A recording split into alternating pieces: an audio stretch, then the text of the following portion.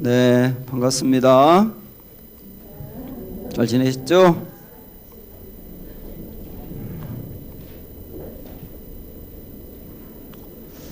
네, 지난주 우리가 이제 일과 배웠는데 복습 좀 해보셨어요?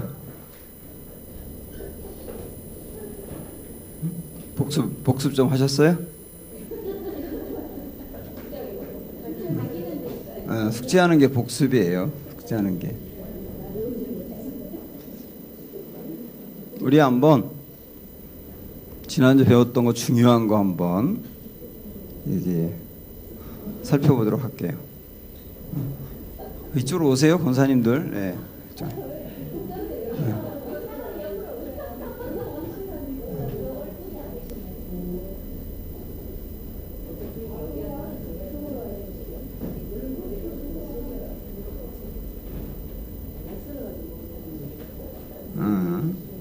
그쪽에 있으니까 더 낯서네.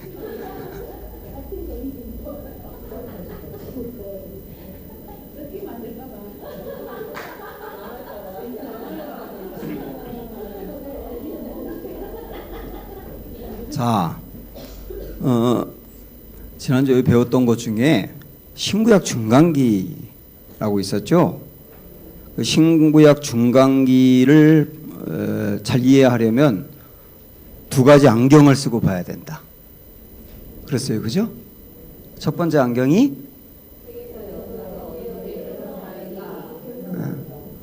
그 유다 말기의 예언자들이 했던 예언은 뭐였어요? 세계사가 앞으로 이렇게 흘러갈 거다.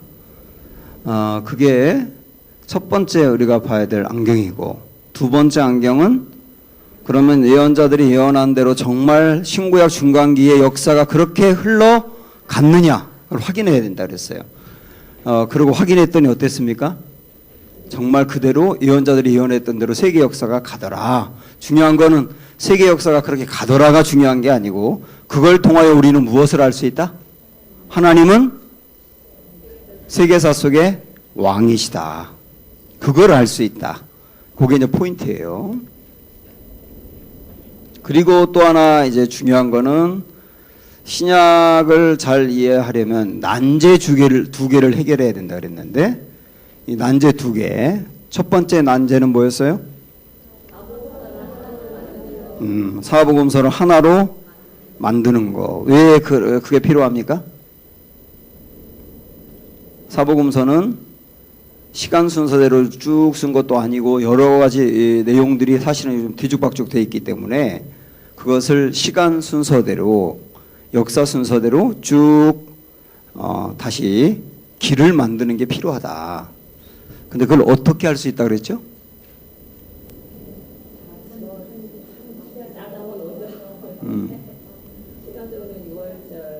그렇죠. 시간적으로 하고 시간과 장소를 딱 붙잡아야 되는데, 시간적으로는 뭘 중심으로 간다?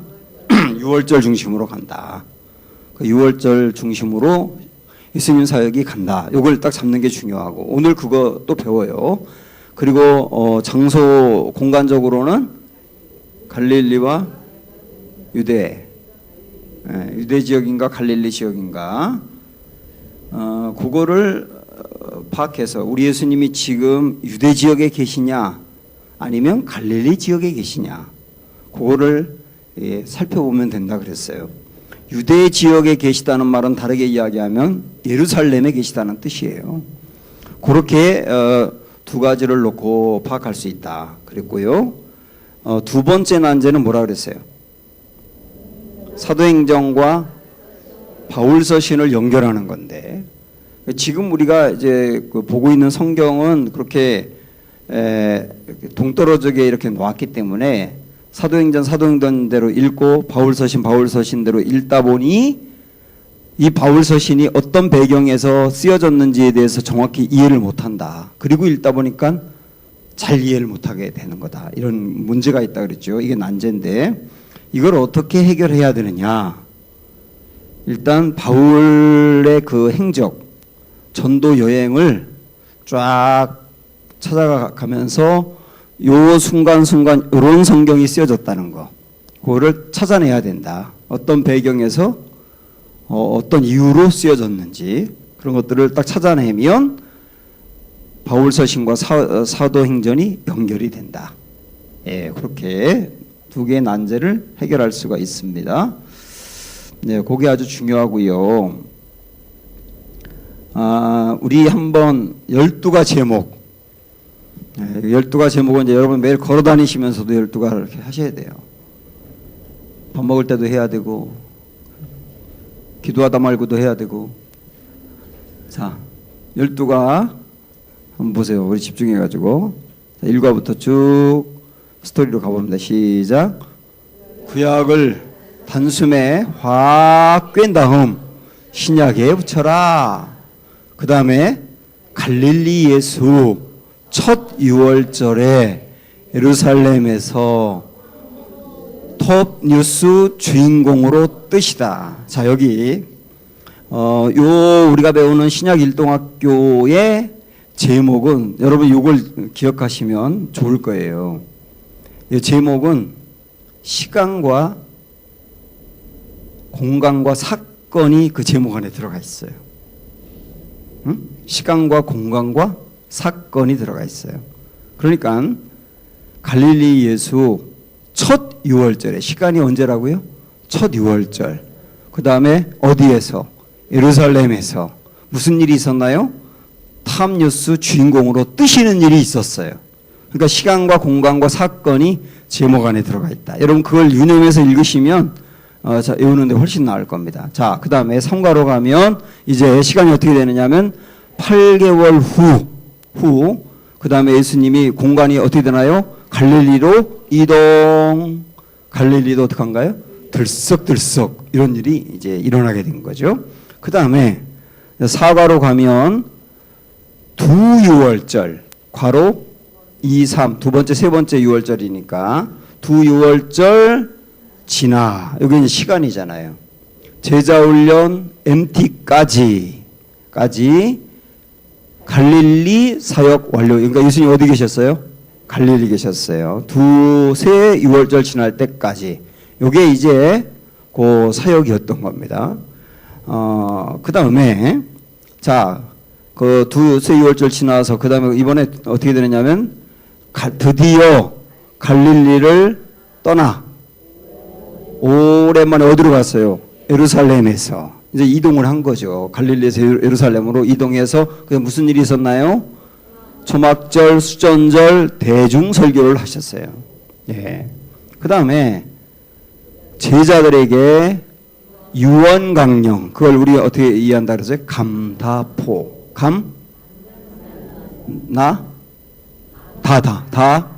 다락방, 포도나무. 예. 그 유언강령을 마치고 그 다음에 십자가에 처형되시다. 그러니까 거기는 마지막에 유언강령 남기시고, 그러니까 그 시점이 십자가에 돌아가시기 직전이었다는 거, 장소도 거기였다는 거, 그런 일이 있었다는 거 하고, 자, 그 다음에 예수 부활 후, 이번에 또 시간이 예수 부활 후네요. 갈릴리 사나이들 예루살렘의 교회 개척, 이게 예루살렘 교회죠. 그 일이 일어나면서 이제는 이 시점이 복음서에서 사도행전으로 바뀐 겁니다. 그죠? 그리고 그 다음에 혜성같이 나타난 바울, 해외 갈라디아 교회 개척. 그러니까 이번엔 이제 바울의 전도 여행이 시작됐구나 하는 걸 알 수 있어요. 그리고 2차로 어디? 빌립보, 데살로니가, 고린도 교회 개척이죠. 아까 우리 지나갔지만 1차 전도 여행 때 세운 교회, 갈라디아 교회고, 자 2차로 세 개의 교회를 세웠고, 거기서 성경을 세 권을 쓰게 되죠.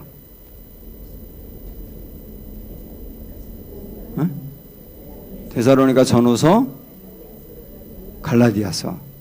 예. 이렇게 보시면 돼요. 2차 전도여행 할 때 빌립보 그리고 갈라디아, 빌립보, 데살로니가, 고린도 이렇게 교회 세웠잖아요. 고린도까지 왔어요. 데살로니가 교회 세운 다음에 고린도까지 왔고 좀 시간이 지났는데 바로 이전에 세웠던 교회인 데살로니가 교회가 교회가 세워진 지 얼마 안 됐는데 굉장히 건강하게 신앙생활을 잘한대요. 그거에 대해서 격려하고 또 독려하고 하는 의미로 쓴 게 데살로니가 전후서입니다. 그걸 그렇게 이해하시면 되고, 그 다음에 1차 때 세웠던 교회인 어느 교회? 갈라디아 교회가 신앙에 문제가 생겼다 하는 이야기를 듣고 바로잡아주기 위해서 쓴 성경이 갈라디아서다. 이렇게 그 배경을 가지고 이해를 하시면 2차 때 그렇게 세 권의 성경이 쓰여졌구나 하는 걸 알 수가 있습니다.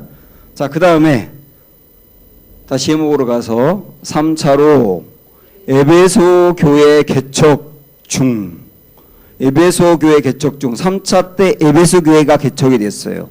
그런데 고린도 교회가 말썽을 피워요.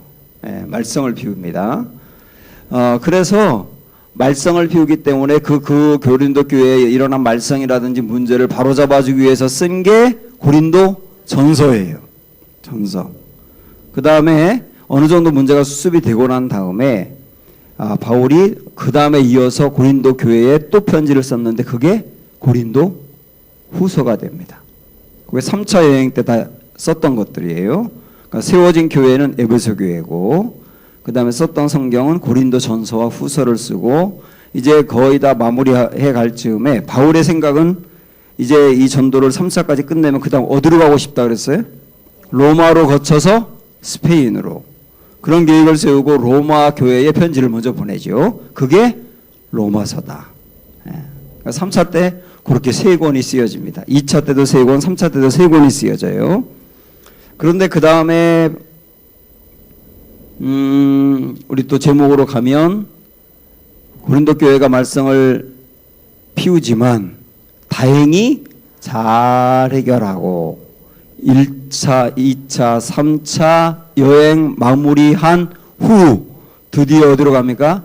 로마 제국을 밟으니, 물론 예루살렘으로 갔다가 포로의 신분으로 갔지만 로마 제국을 밟으니 거기까지 가서 로마 제국으로 가서 거기서 옥에 갇히게 되죠. 옥에 갇힌 상태에서 보낸 4권의 옥중서신이 빌레몬서, 골로새서, 빌립보서, 에베소서 4권의 성경을 또 집필하게 된다. 거기까지가 사도행전 사역인데, 그러나 사도행전 이후에 또 4차 전도 여행이 있었다 그랬죠.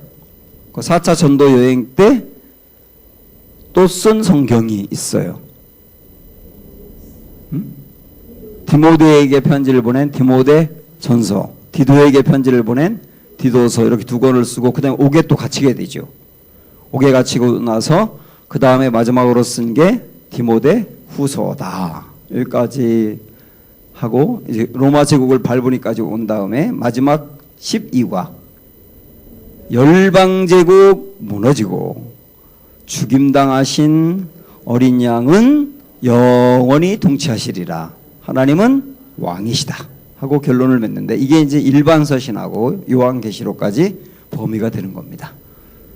네, 그 스토리를 생각을 하면서 제목을 좀 외우셔야 그냥 막 외우는 것보다 훨씬 더 잘 외워질 거라고 생각을 해요. 자, 33번까지 신약을 이야기로 확 꿰뚫기. 자, 사복음서. 저를 보세요. 그거 보지 말고. 그냥 우리 이렇게 한번 이렇게 외우든 안 외우든 한번 이렇게 순서대로 한번 입력해 가보자고요. 1번부터 17번까지가 예수님 사역인 사복음서입니다. 자, 제일 먼저 뭐 나올까요? 탄생. 그 다음에 사생애가 있었고, 공생애가 시작이 됐고, 공생애가 시작된 다음에 첫 6월절에 예루살렘에서 성전 청결 사건, 그게 있었죠. 그 다음에 몇 가지 사역을 또 거기서 했고, 8개월이 지난 다음에 갈릴리로 이동했어요. 거기서 4개월 지난 다음에 두 번째 6월절에 무슨 일이 있었어요? 베데스다 연못의 사건, 안식일 논쟁을 일으키게 된 그 사건이 있었고, 그 다음에 다시 갈릴리 지역으로 가셔가지고 갈릴리 지역에서 1년 6개월 동안 그곳에 계속 계시면서 갈릴리 사역을 하셨어요. 그리고 마지막에는 제자들에게 집중해서 사역을 하셨다. 그리고 나서 1년 6개월이 지난 다음에 드디어 예루살렘으로 오셔서 초막절, 6월절, 수전절 기간에 대중 설교를 그때 하셨고, 그 다음에 그 끝난 다음에 어디로 가셨어요? 베레아 지역. 베레아가 어떤 지역인데요?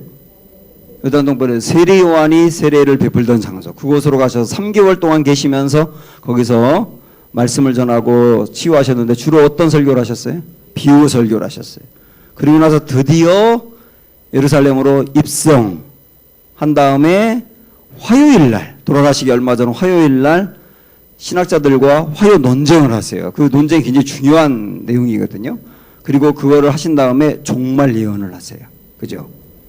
그리고 나서 목요일 날 제자들에게 감다포, 유언강령을 그때 강론하시고, 그 다음에 체포되시고 재판받고 십자가 처형당하고 3일 만에 부활하고, 부활하고 난 다음에 제자들이 어디에서 어디로 다시 왔어요?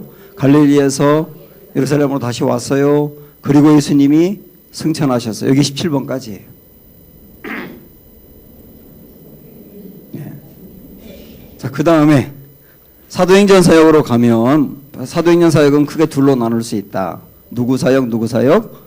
베드로 사역, 바울 사역. 베드로 사역은 어디 중심? 예루살렘 교회 중심. 바울 사역은 이방 중심. 이렇게 나누는데, 베드로 사역의 부분은 19번, 18번 보면 먼저 오순절 사건이 있었고, 그 다음에 교회가 세워지죠. 예루살렘 교회가. 그 다음에 교회가 한참 부흥하다가 무슨 일이 발생해요? 핍박을 받아가지고 흩어지게 돼요. 그때 스데반이 핍박당하는 사건이 일어나게 되는데, 순교 사건이, 그 순교 사건이 세 파로 갈라져서 큰 영향을 미치게 된다. 그건 나중에 하셔도 돼요.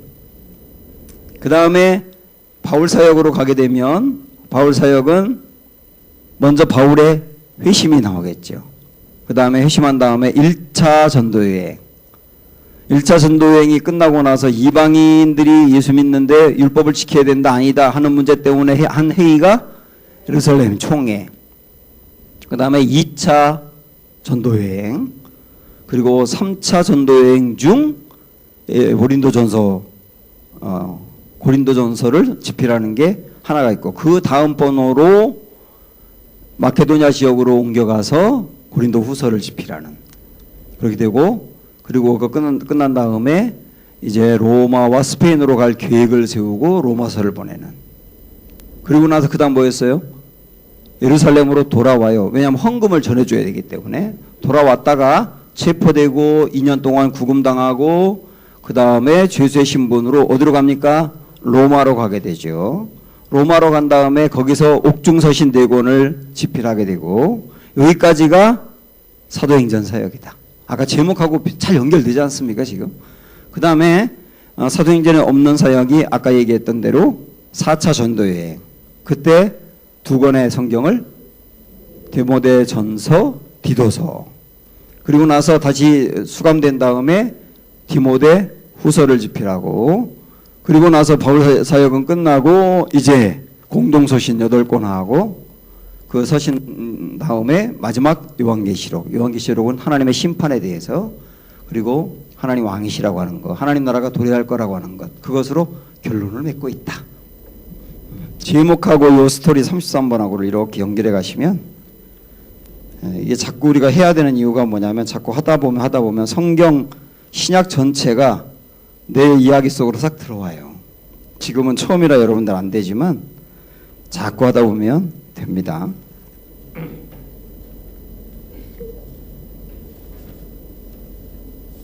자, 이제 우리 2과 제목 다시 2과 제목 시작. 갈릴리 예수 첫 6월절에 어디에서? 예루살렘에서 무슨 일이 있었어요? 탑뉴스 주인공으로 뜨시다. 예. 검색어 1위, 네이버 검색어 1위가 됐다 그 얘기예요. 이 사건 때문에. 자, 여러분 그 책에 보면 거기 도표가 나왔잖아요. 도표. 이 도표를 그려보세요. 이 도표를 딱 그리면 정리가 정확히 됩니다.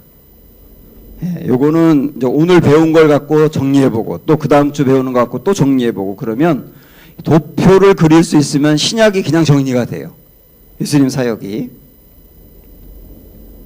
자, 이 도표는 조금 있다가 다시 저하고 또 그림도 그려가면서 보도록 하겠고요. 오늘의 그 포인트는 뭐냐면, 오늘의 포인트는 어디서부터 어디까지 오늘 다루느냐 하면 예수님의 탄생부터 공생의 첫 유월절 지나 8개월까지. 여러분 앞에 그 책, 우리 도표 보면, 그죠? 도표 보고 계시죠? 거기에 맨 위쪽에 그림에 사생의 공생의 시작 6월절 1이라고 쳐주셨어요? 그 다음에 6월절 1 지나서 6월절이 4월에 있잖아요. 그죠? 4월에 있고 그 다음 12월 서셨죠? 4월부터 12월까지. 그게 몇 개월입니까? 8개월. 그때까지 있었던 일을 정리한다는 거예요.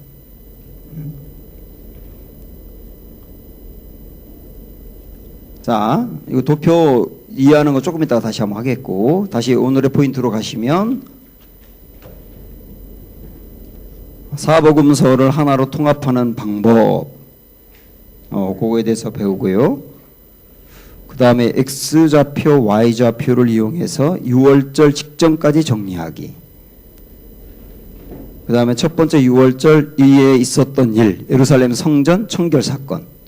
그 다음에 첫 번째 6월절 이후에 8개월 동안의 행적 정리하기. 그러니까 예수님이 하셨던 일들 하나하나를 정리해 가는 건데, X좌표, Y좌표 이런 말이 처음 나왔죠, 여기. X좌표, Y좌표. 자, 여기를 일단 제가 한번 설명을 하고 가는 게 좋겠어요. 아무래도. 자, 여기 보세요.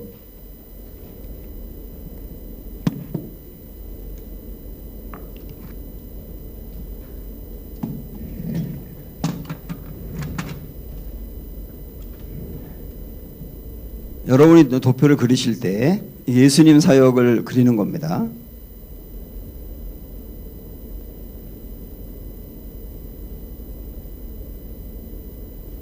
일단 이렇게 두 줄을 만드세요. 두 칸을 만드는 거예요. 줄로 세 줄인데 이렇게 하고 이 위에다가는 시간적으로 중요한 사건을 쓰는 겁니다. 일단 뭐를 딱 잡느냐면 여기에 공생의 시작을 잡아요. 공생의.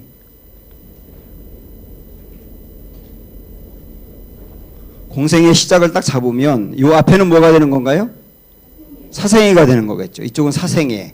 여기 공생애인데 공생애부터 시작해가지고 그 다음에 뭐를 딱 찍어야 되느냐면 하나, 둘, 셋, 넷. 이게 뭘까요? 6월절을 찍는 거예요. 시간적으로 6월절 1, 6월절 2, 6월절 3, 6월절 4까지 6월절을 딱 표시를 해둬서 잡으세요. 그 시간적으로 이렇게 간다 이 얘기예요. 이렇게 간다.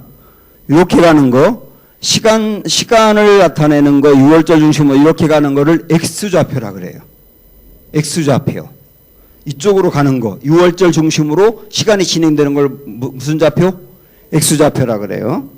그 다음에 시간적으로 그렇게 잡은 다음에 예수님이 현재 갈릴리 지역에 계시냐 아니면 유다 지역에 계시냐를 찾는 거예요. 그게 Y좌표입니다. 그러니까 공간을 찾는 게, 장소를 찾는 게 Y좌표고 시간을 나타내는 게 X좌표다. 그렇게 딱 나누시면 됩니다. 그러면 자, 저를 여기 보세요. 이거 먼저 이해하시고 예수님이 여기 이제 공생애라고 이렇게 나와 있는데 이게 이렇게 안 지워져.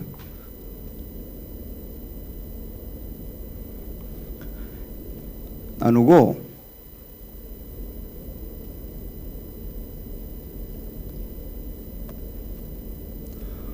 여기 보세요. 여기를 갈릴리 지역에 계실 때 사역으로 보는 거예요. 요 공간. 그 다음에 요 공간은 유다 지역에 계실 때 사역으로 보는 거예요. 요 공간은. 그래서 요거 잘 이해하셔야 됩니다. 예수님이 밑으로 이렇게 내려오시면, 이렇게 밑으로 내려오는 표시라면 갈릴리에서 유다 쪽으로 오셨다는 뜻이에요. 여기로 내려보시면, 그 다음에 이번에는 이쪽으로 만약에 이렇게 하면 어떻게 될까? 유다에서 갈릴리 쪽으로 가셨다는 뜻이에요. 도표상으로 보면. 내려가면 유다 쪽으로 가셨구나. 유다 쪽으로 가셨다는 말은 다르게 하면 어디로 가셨다? 예루살렘 지역으로 가셨다. 위로 이렇게 가면 갈릴리 지역으로 가셨다. 그렇게 표시하는 겁니다. 자, 그러면 여기 6월절이라 그랬죠? 6월절 1. 6월절은 언제냐면 꼭 기억하세요. 6월절 언제냐면 4월. 6월절 언제? 4월. 그러니까 우리가 6월절이 4월이다라고 딱 기억을 하고 그 다음 보시면 돼요. 자, 그 다음에 이제 내용을 좀 보면, 자, 이게 처음에 이해를 잘 하셔야 돼요. 제가 처음에 이거 공부할 때 졸아가지고 이해하는데 굉장히 어려웠어요. 처음 딱 들을 때 이해해야 되는데, 자, 공생애가 있기 전, 공생애는 예수님이 30세 때 있었던 일이죠. 30세 이전에 여기를 뭐라고 한다고요? 사생애. 사생애 때는 어떤 일이 있었느냐? 먼저 예수님이 태어나신 곳은? 아니, 뭐 예수님의 아버지 나사로란다. 요셉과 마리아가 원래 어디 살았었죠? 갈릴리 지역에 살았어요. 갈릴리 지역에 살다가 호적하러 어디로 왔어요? 베들레헴 왔는데, 베들레헴은 예루살렘 가까이 있어요. 그러니까 어느 지역일까? 유대인 지역이죠. 그러니까 원래 여기가 나사렛에서 살았었죠. 나사렛은 갈릴리 지역이거든요. 여기서 살던 요셉과 마리아가 어디로 갔어요? 베들레헴으로 갔는데, 여기서 탄생했죠. 예수님이 탄생했는데, 탄생한 데가 어디다? 유대 지역이다. 탄생한 다음에 어디로 도망을 갑니까? 애굽으로 도망가죠. 그 다음에 애굽 갔다가 헤롯이 죽은 다음에 다시 나사렛으로 가죠. 나사렛으로 갔다는 얘기는 어느 지역? 갈릴리 지역. 그래서 거기서 30세까지 사세요. 그렇죠. 그게 사생인데 30세까지 갈릴리 지역에 살다가 30세 딱 되었을 때 공생의 시작이 이쯤인데, 이때 예수님이 어디로 가느냐면 세례 요한의 집회 장소로 가세요. 세례 요한의 집회 장소는 이따가도 보겠지만 예루살렘 가까이 있는 유대 지역이에요. 유대 지역. 요단강 동편 유대 지역인데, 그 지역으로 오셨기 때문에 Y좌표가 어디서? 갈릴리 지역에서 밑으로 어떻게 해야 될까? 내려오는 식으로 돼야 된다. 이렇게. 아시겠죠? 여기 오셔서 세례를 받으셨어요. 세례를 받은 다음에, 그 다음에 유대 지역에 계속 계시면서 이 지역에서 세례받고 금식하고 시험받고 그 다음에 제자들을 만나세요. 그런 일들을 여기서 하셨어요. 여기서 하셨다는 말은 유대 지역에서 하셨다. 이거 여러분 좀 이따 다 나오니까 지금 이렇게 구체적으로 안 적으셔도 괜찮아요. 자, 그렇게 제자들까지 만난 다음에 그 다음에 예수님이 여기로 올라가셨어요. 여기 어디로, 이쪽으로 위로 갔다는 말은 어디로 갔다? 갈릴리 지역으로 갔다. 갈릴리 지역으로 가서 거기서 가나 혼인잔치의 포도주 사건을 하신 다음에 그 다음에 가버나움 지역으로 가세요. 가버나움 지역으로 가서 잠깐 계시는데 앞으로 그 지역에서 사역할 때를 미리 봐두신 것 같아요. 여기까지를 뭐라 그러냐면 잣두리 앞자투리 공생애라 그래요. 그러니까 예수님의 공생의 본격적인 시작은 6월절 첫 번째부터 시작이거든요. 6월절 첫 번째부터 공식적으로 시작하기 전에 있었던 일이라서 자투리라 그러는데 앞쪽에 있었다 그래서 앞자투리. 요 사역을 하시고 첫 번째 6월절 되었을 때 어디로 가시느냐면 예루살렘으로 가세요. 여러분 이걸 이해하시면 돼요. 유대인들은 6월절이 되면 예루살렘으로 모인다. 에? 유대인들은 6월절이 되면 예루살렘으로 모인다. 그래서 첫 번째 6월절이 됐을 때도 여기에 계시던 예수님이, 여기가 갈릴리 지역에 계시던 예수님이 어디로 가세요? 예루살렘으로 가세요. 그러니까 이렇게 좌표가 이렇게 가야 되겠죠. 그죠? 이때 무슨 일이 발생한다? 성전 청결 사건이 발생한다. 성전을 둘러엎는 사건. 이 사건이 여기서 발생했어요. 6월절 때. 그 다음에 여기 보세요. 청결 사건이 일어나고 난 다음에 예수님이 몇 개월 동안 계셨다 그랬어요? 8개월 동안. 8개월 동안 어디 계셨어요? 예? 어디 지역에 계셨어요? 요 지역에, 유대 지역에 그냥 계셨어요.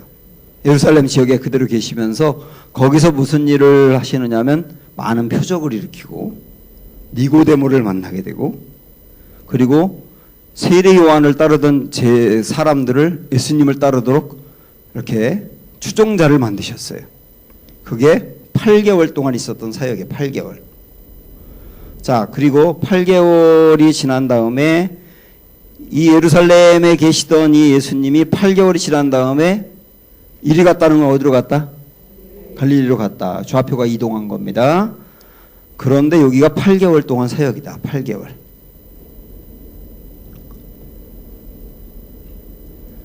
그리고 나서 두 번째 6월절 될 때까지 갈릴리 지역에 계세요. 그러니까 나머지 4개월이 되는 거죠. 이때 계시면서 여기서 1차 갈릴리 사역을 하세요. 1차 갈릴리 사역. 그리고 두 번째 6월절이 되면 6월절 되면 어떻게 한다? 유대인들은 예루살렘으로 간다. 또 내려가는 거예요. 이렇게. 이때 베데스다 연못 사건이 있어요. 그러니까 이렇게 되는 거예요. 예수님 사역을. 이렇게 된 것을 우리가 쭉 만들어 가는데 여러분들이 그냥 딱 보면 너무 이렇게 복잡하지만 이 개념을 갖고 정리하면 된다. 자, 보세요. 다시 여기 보세요. 우리 X좌표는 뭐로 간다? 시간인데 뭐 중심으로 간다? 6월절 중심으로 간다. 이쪽으로. 그 다음에 Y좌표는 공간인데 갈릴리와 유다 중심으로 밑으로 가면 어디로 간 거예요? 유대로 간 거고 위로 이렇게 올라가면 갈릴리로 간 거다. 그리고 그때 있었던 사역들을 정리하는 거다. 이렇게 보시면 돼요. 오늘 우리는 여기까지 보는 거예요. 여기. 앞에 이 내용을.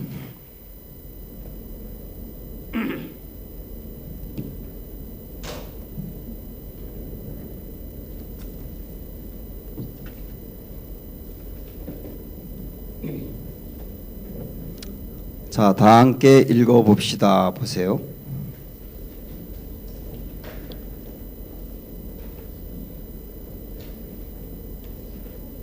다 함께 읽어봅시다.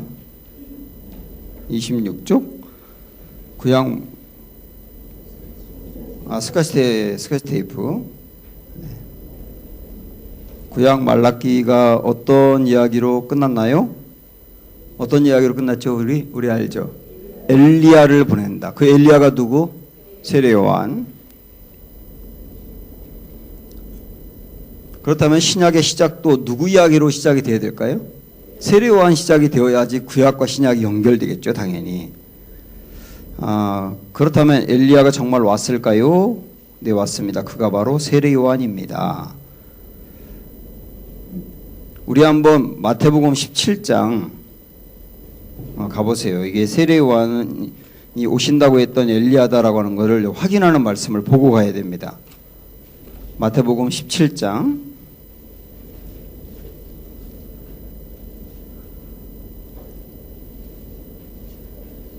10절부터 13절.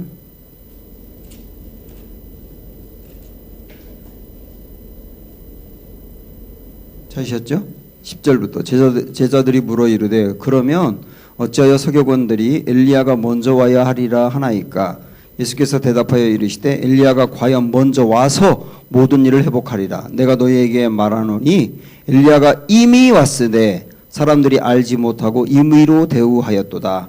인자도 이와 같이 그들에게 고난을 받으리라 하시니 그제서야 제자들이 예수께서 말씀하신 것이 세례 요한인 줄을 깨달으니라. 그러니까 온다고 했던 엘리야가 누구다? 세례 요한이다. 제자들도 이걸 깨달은 지가 2년 6개월쯤 되어서나 깨달았다는 뜻이에요.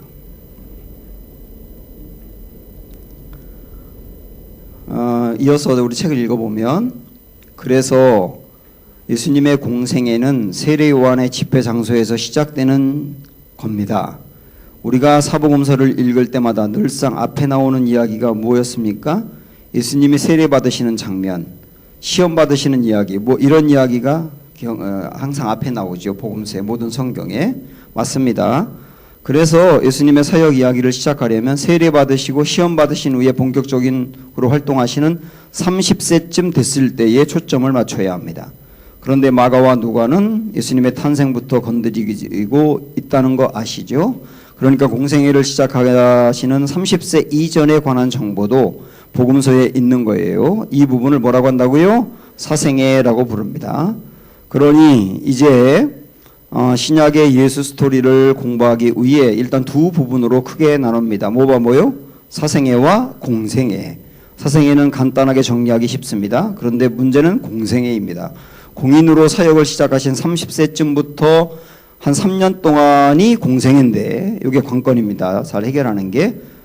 그걸 우리는 어떻게 해결하냐면 X좌표와 Y좌표로 해결하겠다. 그러니까 걱정하지 말아라. 그런 얘기예요.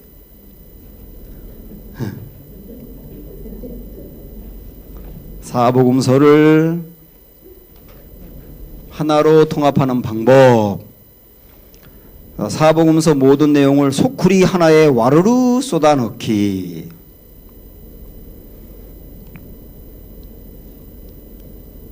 여기 보실까요? 자, 보세요. 마태복음에 이런 이야기가 있어요. 그 다음에 마가복음에도 있고 누가복음도 있고 요한복음도 있습니다.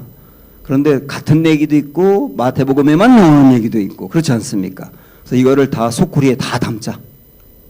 다 담자. 네 개 복음서에 있는 걸 다 담자. 그리고 똑같은 이야기는 묶자. 그렇게 하고 묶은 다음에 그 다음에 시간 순서대로 찾아서 배열하자. 이렇게 일이 있었고 이렇게 배열하자. 이 작업을 우리가 한다는 겁니다. 이게 난제 첫 번째를 해결하는 거. 이거를 X좌표, Y좌표로 한다. 뭐 그런 얘기죠. 그래서 그 작업을 오늘 우리가 할 거예요. 여기도 뭐 구체적으로 보면 이렇게 된 겁니다. 마태복음에 있는 이런 이야기, 마가복음, 누가복음, 요한복음에 있는 이런 이야기를 이렇게 쭉 펼쳐놓은 다음에 요거를 똑같은 얘기로 예수 탄생이 제일 먼저 나오니까 묻고 그 다음에 요거 묻고 이거 묻고 이거 묻고 이렇게 하다 보니까 순서가 나오더라고요. 이게. 이걸 여러분이 하느냐? 네? 여러분이 하느냐? 전문 강사인 제가 하느냐? 다 해줬다. 우리 정리만 하면 된다. 네. 그 작업을 한다 그 얘기예요. 두 번째, 공생애를 정리하기 위해 X좌표, Y좌표를 만들기. 아까 우리 배웠던 거 이해되시죠? 예. X좌표, Y좌표. 자, 요거 오른쪽으로 가는 게 무슨 좌표? 시간 X좌표. 예, 이렇게 뭐 중심으로 간다? 유월절 중심으로 간다. 그다음에 여기 이렇게 유월절 중심으로 이렇게 가죠. 그다음에 밑으로 내려가는 게 뭐다? Y좌표다. Y좌표는 어디와 어디?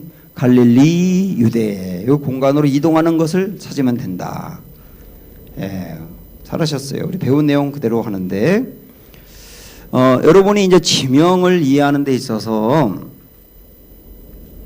이스라엘의 그 지도를 여러분 머리에 그리시면 우리나라 경상도, 전라도, 충청도 같이 거기도 도가 있다고 생각을 하세요.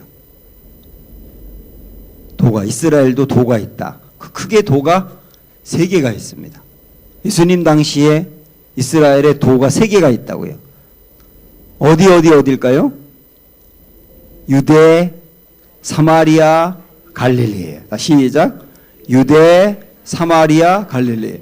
그러니까 지도로 본다면 밑에 쪽이 유대, 중간이 사마리아, 위쪽이 갈릴리예요. 그러니까 갈릴리 바다에 물이 흘러서 사해로 간다 이렇게 생각을 하시면 돼요. 그러니까 위쪽에 있구나 갈릴리가. 그다음에 중간에 사마리아가 있고 밑에 유대가 있는데, 근데 성경에 보면 예루살렘으로 올라간다 이런 표시를 많이 하고 있어요. 지도로 보면 밑에 있는데 왜 올라간다 그러냐면 예루살렘이 지대가 높아요.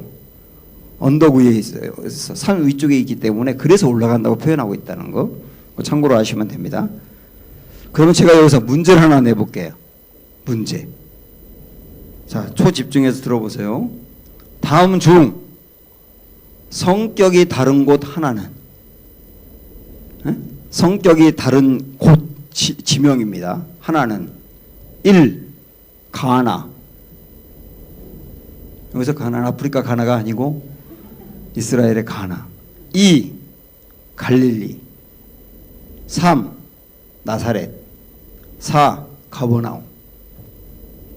가나, 갈릴리, 나사렛, 가버나움 중 성격이 다른 곳 하나는 가버나움. 왜 가버나움 생각? 가버나움, 권사님 가버나움 예루살렘 아니지. 가버나움은 갈릴리 호수 바로 옆에 있는 거니까. 갈릴리 지역인 건데요. 가나, 갈릴리, 나사렛, 가버나움.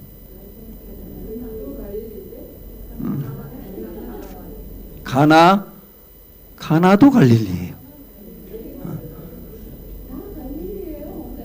그러니까 다 갈릴리니까 이 넷 중에 가나, 갈릴리, 나사렛, 가버나움이니까 성격이 다른 게 하나 있다니까요. 갈릴리 왜? 큰 도니까. 그리고 나머지 가나, 가버나움, 나사렛은 그 갈릴리 도 안에 있는 일종의 지명, 시니까. 경기도라고 하는 곳에 있는 안산, 용인, 여주 이런 것처럼. 아시겠죠? 그러니까 이런 개념을 아시라 그 말이에요. 이런 개념을. 갈릴리 그러면 도구나, 도.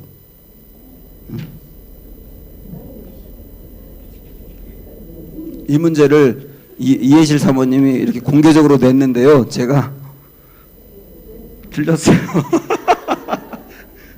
틀리는데 막 소리내서 틀려가지고 엄청 창피해요.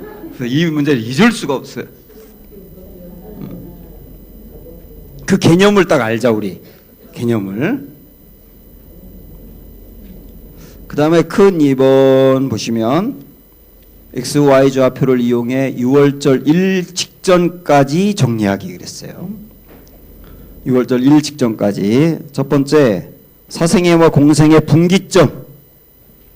사생애와 공생의 분기점. 이게 언제쯤이냐면 30세쯤 되었을 때입니다. 여러분 거기다 글 쓰시면 돼요.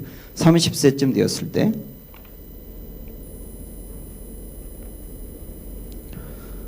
누가복음 3장 23절 보세요.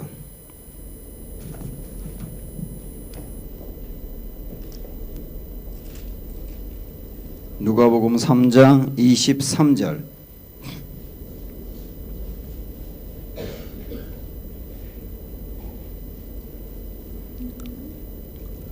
자, 23절 읽기 전에 먼저 그 위로 올라가서 21절, 22절 보시면 백성이 다 세례를 받을세 예수도 세례를 받으시고 이렇게 나와 있죠. 세례를 받았던 얘기 다음에 23절에 어떻게 나오느냐 하면 예수께서 가르치심을 시작하실 때에 몇 세쯤 되었다? 30세쯤 되었다. 이게 공생의 시작이라고. 여기 성경에다 그렇게 써놓으세요. 아예. 공생의 시작 이렇게. 30세 이전은 사생이구나. 30세부터 공생이구나. 그렇게 볼 수 있습니다. 그런데 예수님의 그 공생의 시작이 어디부터 시작한다고 나오죠? 우리 여기 배웠잖아요. 예수님의 공생의 시작은 어디부터다? 갈릴리 계시다가 예루살렘으로 내려가서 어디로 갔어요? 세례 요한의 세례 장소로 가셨잖아요. 그게 공생의 시작입니다.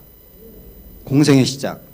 그걸 놓고 한번 생각을 해보세요. 왜 예수님은 공생의 시작을 세례 요한의 그 세례 장소에서 시작하셨을까? 어? 여긴데 이거는 뭐 지나갈게요. 자, 여기 보시면 이렇게 갈릴리 가셨다가 돌아왔다가 이제 갈릴리 지역에 계시다가 이제 유대 지역에 여기 세례 장소로 가신 거예요. 여기 세례 장소가 유대 지역과 가까이 있다는 거 아시겠죠? 그래서 유대 지역으로 포함하는데 여기서 생각을 해봐야 될 게 왜 공생의 시작을 세례 요한의 집회 장소에서 하셨느냐?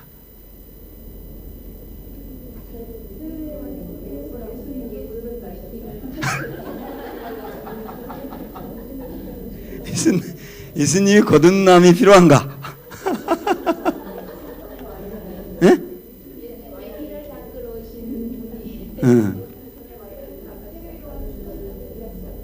우리 구약과 신약이 연결되는 지점이라는 걸 기억하셔야 돼요.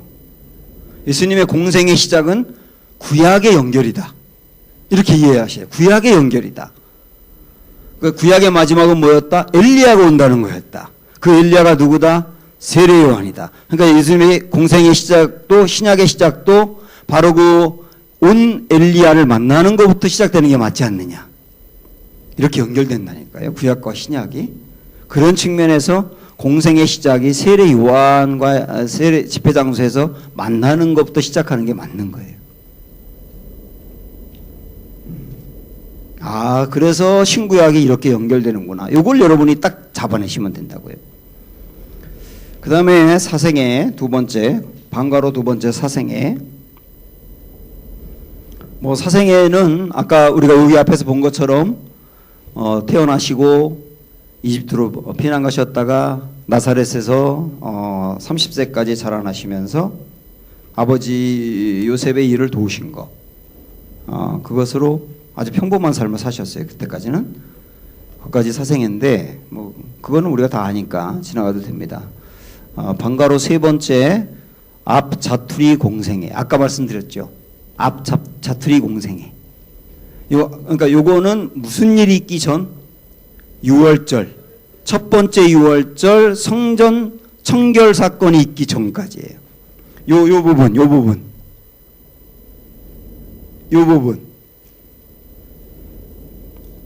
아시겠죠? 여기에 첫 번째 유월절이니까 그 전에 있었던 요 기간 동안 유대 지역에서도 있었고 그 다음에 갈릴리 지역에서도 있었는데 자, 여기 이 내용들을 우리가 성경을 하나하나 보면서 정리를 좀 하려고 합니다.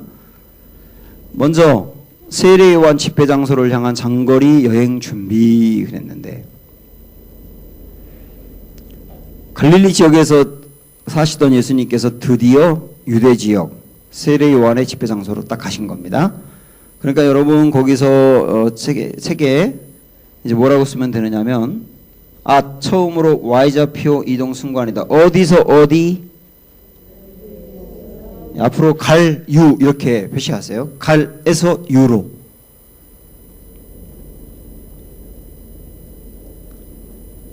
갈에서 유 이렇게만 간단하게 표시하면 됩니다.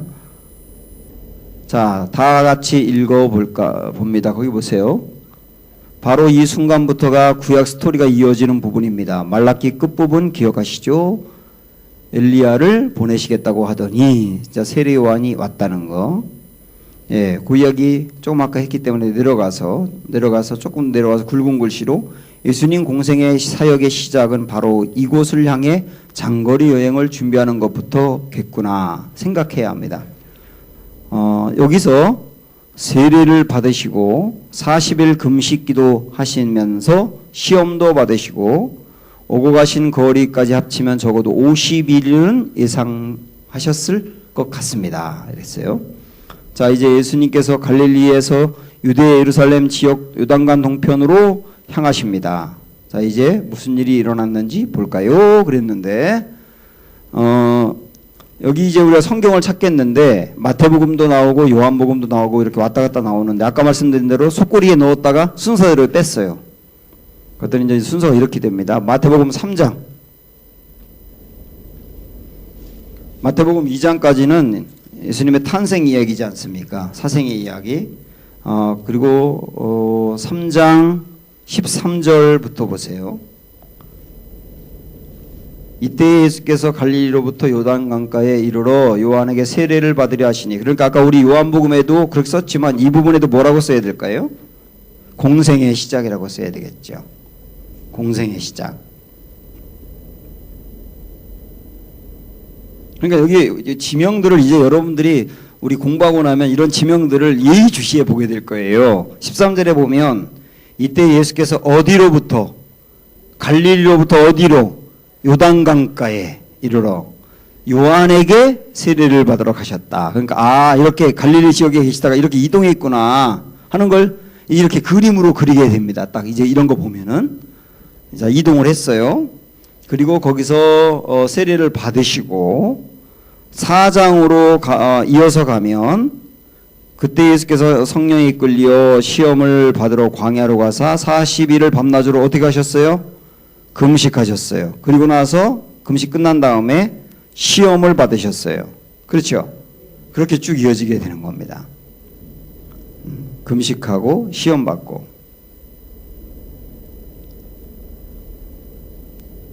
자, 그 다음에 이번에 여러분 그 양가로 4번에 가서 이제 요한복음 1장으로 가보세요.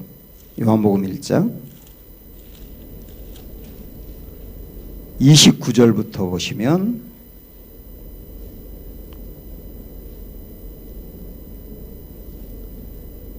세례를 받고 난 다음에 금식 후 요한복음 1장 29절부터 보면 이튿날 요한이 예수께서 거기에서 나오심을 보고 이르되 보라 세상 죄를 지고 가는 하나님의 어린 양이로다. 이튿날이라고 하는 말은 세례 받은 다음 날이죠. 그죠?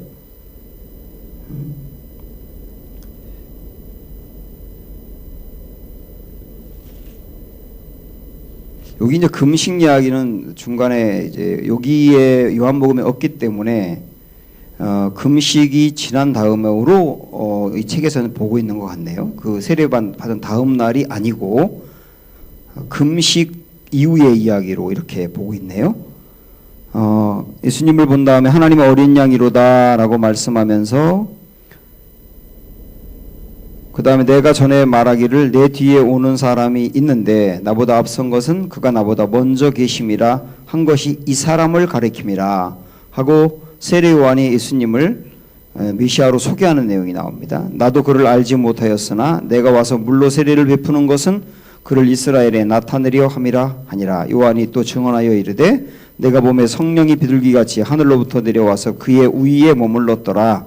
나도 그를 알지 못하였으나 나를 보내어 물로 세례를 베풀라 하신 그이가 나에게 말씀하시되 성령이 내려서 위에 누구 위에든지 머무는 것을 보거든 그가 곧 성령으로 세례를 베푸는 이인 줄을 알라 하셨기에 내가 보고 그가 하나님의 아들이심을 증언하였노라. 그러니까 예수님이 세례 받을 때 성령이 임하는 것을 세례 요한이 보고 이분이 예수님 기다리던 그리스도구나라고 하는 것을 그때 알았다는 거예요. 그리고 나서 이 세례 요한이 예수님에 대해서 그렇게 소개하고 났잖아요. 그리고서 이제 5번 보시면 양가로 5번 보시면 거기서 처음으로 다섯 제자를 만나심 이렇게 나와요. 요한복음 1장 35절부터 보시면 또 이튿날 요한이 자기 제자 중 두 사람과 함께 섰다가 두 사람이 있었다 그러는데 한 사람은 누구라고 나오느냐면 40절에 보면 요한의 말을 듣고 예수를 따르는 두 사람 중에 하나는 시몬 베드로의 형제 안드레라 하고 안드레라고 소개하고 있죠. 두 사람 중에 한 명이. 한 사람은 소개가 안 되고 있는데 이 한 사람이 요한입니다. 요한은 요한복음에서 자기 자신을 요한이라고 절대 얘기 안 해요. 그냥 어떤 사람이 주로 그렇게 표현하거든요. 여기 또 한 사람이 요한이라는 걸 알 수가 있고 그 다음에 41절로 가보면 41절 보면 그가 먼저, 이거 그는 안드레죠. 안드레가 먼저 자기의 형제 시몬을 찾아 말하되 우리가 메시아를 만났다 하고 42절 데리고 예수께로 오니 예수께서 보시고 이르시되 네가 요한의 아들 시몬이니 장차 게바라 하리라 하시면서 베드로가 예수님을 만나게 되죠. 여기서 세 번째 사람이죠. 안드레, 요한, 그 다음에 베드로. 그 다음에 43절 보시면 이튿날 예수께서 갈릴리로 나가려 하시다가 빌립을 만나 이르시되 나를 따르라 하시니 이 빌립을 네 번째로 만나신 거죠. 그러니까 또 45절에 보면 빌립이 나다나엘을 찾아 이르되 모세가 율법에 기록하였고 여러 선지자가 기록하는 그 일을 우리가 만났다 하고 나다나엘을 다섯 번째 이제 그 다음에 예수님이 만나게 되는데 나다나엘이 바돌로메 이렇게 돼. 바돌로메. 그래서 그 5명의 제자들을 이때 만난 거예요. 초기에.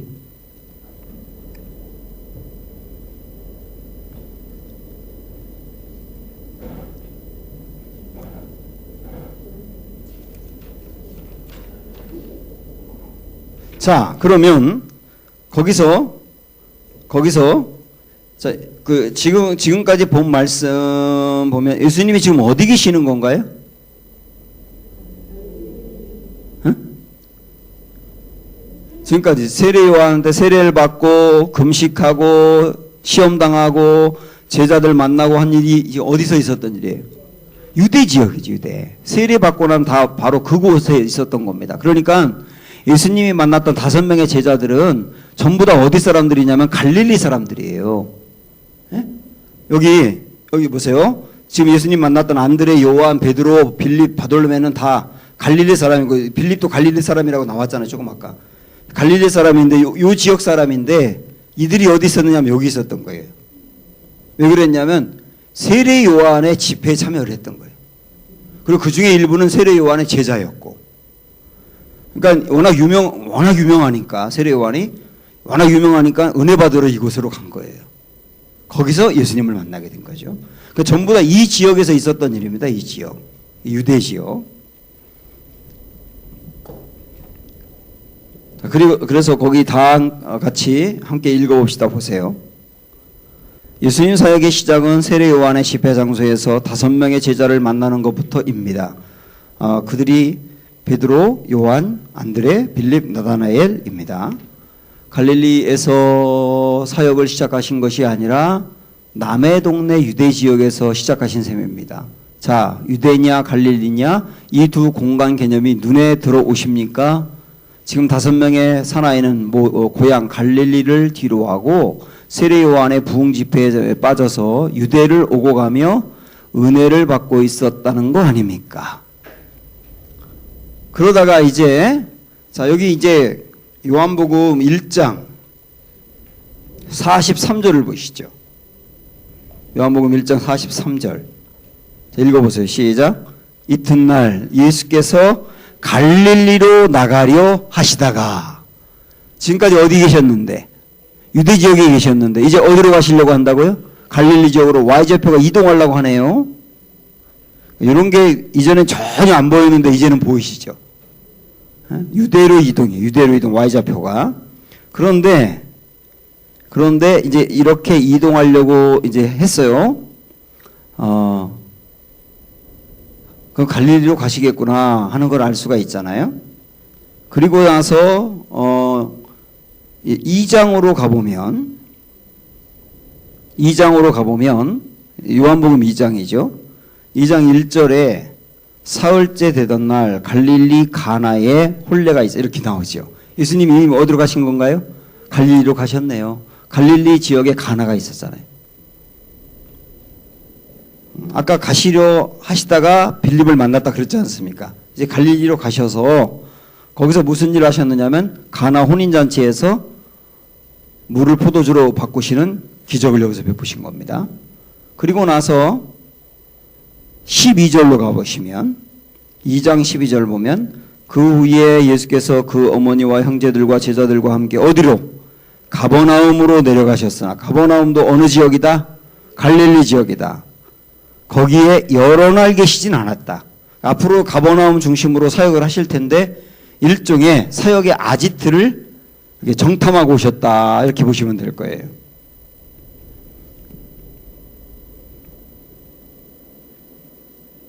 그리고 이제 7번으로 가보시면 6월절이 찾아오자 예루살렘으로 향하셨다 이렇게 나와요. 13절 보면 유대인의 6월절이 가까운지라 예수께서 어디로? 예루살렘으로 올라가셨다니. 여기 Y좌표가 또 이동하는 거죠. 어디서 어디로? 갈릴리에서 유대 지역으로 Y좌표가 이동한다. 이런 게 보이지 않습니까 이제? 네, 이렇게 보이면서 이동하는 게 이렇게 나옵니다. 갈에서 유로.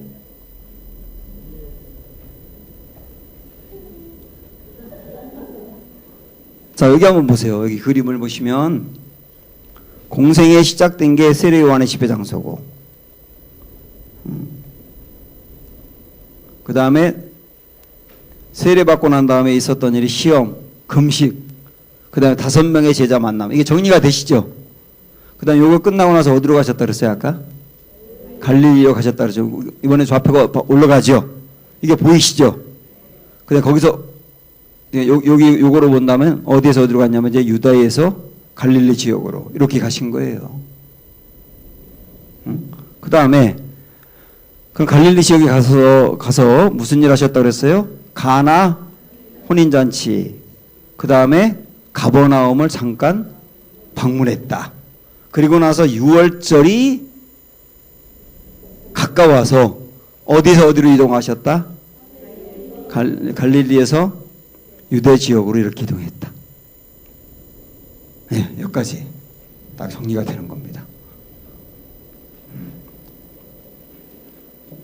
잠깐 쉬셨다가 큰 3번으로 갈게요.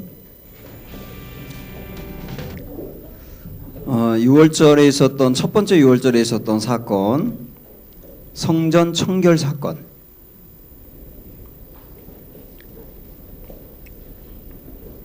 자, 여기 다시 보고 가시면 지금까지 가나 혼인잔치, 가버나움 방문, 이것이 이제 갈릴리에서 있었던 일인데, 여기에 이제 밑으로 이렇게 내려가면서 6월절에 성전 청결 사건이 있었다. 6월절에 가서 있었던 일이에요. 자, 읽어봅니다. 다 같이 함께 읽어봅시다. 부분. 드디어 예수님 공생의 기간 중 처음으로 맞게 되는 6월절이 찾아왔습니다. 6월절 하면 즉시 예루살렘으로 이동이지 이렇게 생각을 하시면 되는 거예요. 하는 생각이 나야 합니다. 아니나 다를까 예수께서 제자들과 함께 다시 예루살렘을 향해 가십니다. 당시 다 데려가셨다면 요한, 안드레, 베드로, 빌립, 나다나엘 이렇게 5명일 거고요. 혹 몇 명이 빠졌다면 빠질 수 있었겠지요.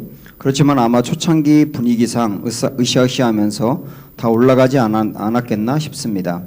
이때 예수님은 성전에 나타나십니다. 짠하고. 그런데 그 당시 성전은 사실 완전히 시장 같았습니다. 엄청난 상권이 형성되어 있었기 때문입니다. 물론 요즘도 그래요. 예루살렘 성전에 가보면 주변 일대가 성전 때문에 먹고 삽니다. 예수님은 성전에 들어가셔서 사람들을 막 내쫓으시고 장사판을 뒤집어 엎으셨습니다. 소위 예루살렘 성전 청결 사건이라고 불리는 사건이지요. 그런데 이 사건은 예수님의 일생 전체를 어떤 방향으로 이끌어가게 합니다. 이 부분이 굉장히 중요하다는 거예요. 성전 청결 사건이 그냥 일어난 게 아니고 이거는 앞으로 예수님의 사역이 어떤 방향으로 갈 건지를 보여주고 있다. 그거를 찾아가셔야 됩니다. 그게 뭔지 그걸 찾으셔야 된다고요. 조금 듣다 보면 그게 뭔지가 나옵니다. 다시 한번 꼭 입력하세요. 성전 청결 사건은 앞으로 예수님의 사역의 방향이 어디로 갈 것인지를 보여준다. 이게 이제 포인트란 말이에요. 자, 1. 왜 성전을 청결하게 하셨나? 1번 당시까지 흘러온 성전의 예배 문화 알기 그랬는데 우리 지난주 신구약 그 중간기 공부하면서 대제사장에 대해서 배웠죠. 대제사장이 성전의 수장인데 이때 당시에 매매가 이루어졌다 그랬어요. 그 대제사장 그 자리를 놓고 돈 주고 사고 팔고 했단 말입니다. 그러다 보니까 돈을 주고 그 대제사장 자리를 산 사람은 돈을 아주 어지간히 많이 주었을 거예요. 그러면 대제사장이 되고 난 다음에 자기가 투자한 돈이 있으니까 빼야 될 거 아니에요. 국회의원들처럼. 그러니까 그걸 빼려다 보니까 성전에서 장사를 하는 거예요. 배경이. 그래가지고 제사하러 예루살렘 성전으로 오는 사람들이 옛날에는 다 집에서 재물을 가져왔거든요. 양이라든지 염소를 끌고 왔어요. 흠이 없는 거를. 그런데 제사장들이 그거를 이렇게 판별하면서 어떻게 해서든지 흠을 만들어내 가지고 이거 안 된다 그러는 거예요. 다시 가져라.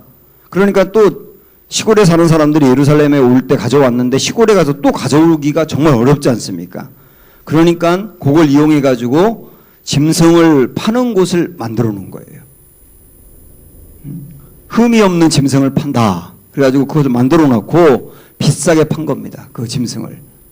그러면서 그 남는 이득을 대제사장이 챙긴 거예요. 뭐 그러다 보니까 막 그 돈을 밝히다 보니까 성전에서 돈 바꾸는 사람도 있고 뭐 그 다음에 뭐 파는 사람 뭐 이렇게 야단난 거죠. 그게 그때 당시에 흘러온 성전 문화였다. 그리고 예수님 당시의 성전 문화도 역시 그랬다는 거.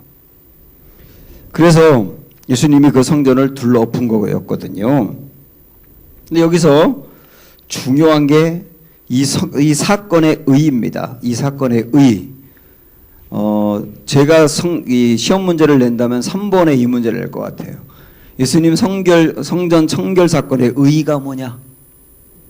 의의가 뭐냐? 이게 굉장히 중요합니다. 자, 아주 간단하게 이렇게 정리를 해볼게요. 우리 구약에서 공부한 것처럼 성전은 뭘 상징하느냐면 하나님이 왕이시라는 걸 상징해요. 성전이 뭘 상징한다고요? 하나님이 왕이시다. 그걸 상징한다고요. 그래서 성전과 관련돼서 성전이 있는 곳에 하나님이 임재하셨어요. 임재하셨다는 말은 내가 이곳의 왕이다. 그걸 보여준 거예요. 임재는. 그래서 모세가 처음에 세웠던 성막도 불로 임재하셨고 솔로몬의 성전이 지어졌을 때도 마찬가지고 그리고 우리가 또 구약에서 배웠지만 에스겔이 성전의 회복을 외칠 때도 성전의 회복을 외친다는 것은 유다의 통치자가 하나님이 왕이시라고 하는 것을 보여주는 일이다. 그거 여러분 기억나실 거예요. 그러니까 성전이 다시 세워져야 된다. 그 말은 하나님이 이 땅의 통치자임이 다시 보여줘야 된다. 그런 의미였어요. 그리고 스룹바벨이 포로에서 돌아와가지고 성전을 세울 때도 그 성전도 역시 이 땅의 왕이 다시 하나님이시다를 보여주는 거였거든요.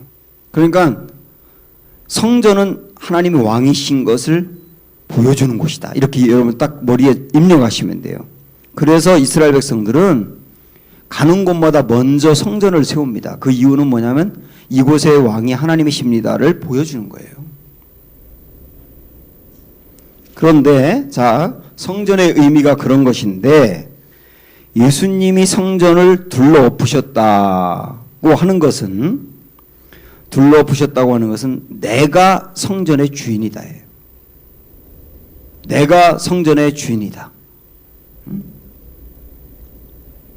그래서 우리 예수님이 성전에 무슨 권한으로 이러는데 내가 성전의 주인이다 그러잖아요. 그래서 예수님이 성전의 주인이다. 다시 말하면 내가 이 성전의 왕이다. 왕으로 내 권한으로 잘못된 거 들러엎는 거다. 그렇게 보여주신 거거든요. 그러면 아까 우리가 구약에서 볼 때 성전은 하나님이 왕이신 것을 보여주는 것이고 예수님이 성전의 왕이라고 했다면 곧 예수님은 누구라는 것을 보여준 겁니까? 하나님이신 것을 보여준 거예요. 이게 의입니다. 그래서 예수님이 성전을 둘러엎으심으로 말미암아 성전의 주인은 예수님이시다. 그걸 다르게 말하면 예수님이 왕이시다. 그리고 예수님이 또한 하나님이시다를 보여준 거다.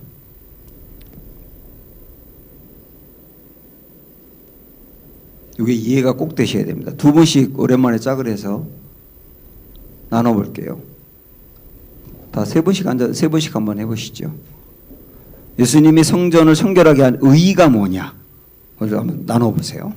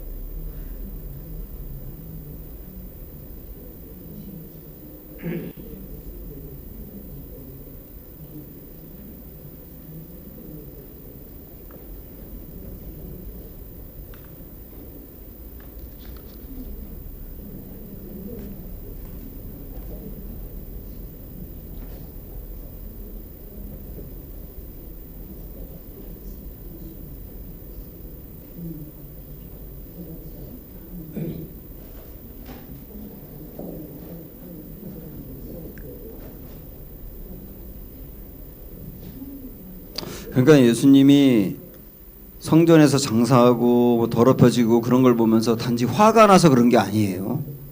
단지 화가 나서 들러엎은 게 아니고 예수님이 누구신지를 보여주기 위해서다. 그래서 여러분 책에 그 이유는 이라고 2번 있잖아요. 그 이유는 뭐라고 쓰시면 되나요?면 내가 왕이다, 내가 하나님이다. 내가 왕이다, 내가 하나님이다.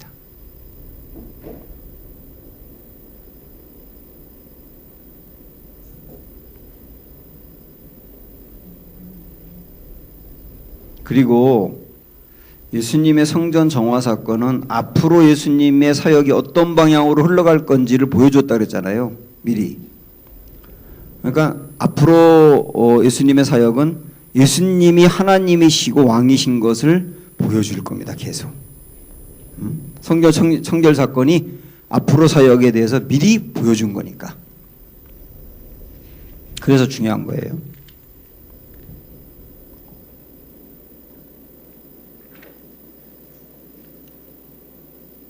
자, 성전 청결 사건의 의의가 뭔지 우리 이연아 전사님 한번 얘기해 볼까요? 네, 성전은 하나님이 계신 곳이고 하나님이 왕이시라는 것을 얘기하는데 예수님이 거기 위해서 성전 정화의 일을 하신 그것은 예수님이 그 하나님이시고 예수님이 성전의 왕이심을 보여주기 위함입니다. 네, 요건 앞으로 예수님 사역의 방향을 알려준 거다 그랬어요. 그래서 3번에 보면 이 사건의 결과 사람들 사이에서 이관심이 생긴 거예요. 예수 그는 누구인가? 예수라는 저분이 과연 누구냐?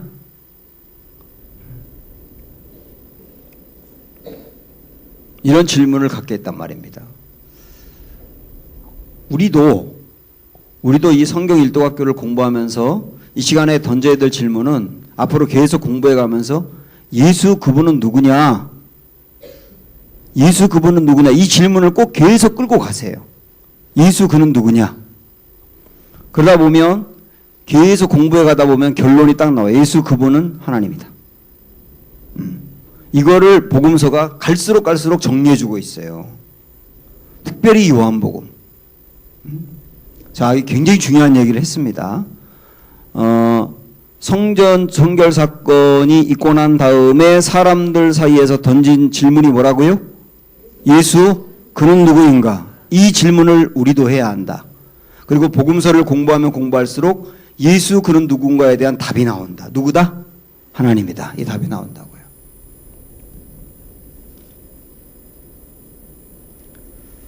그래서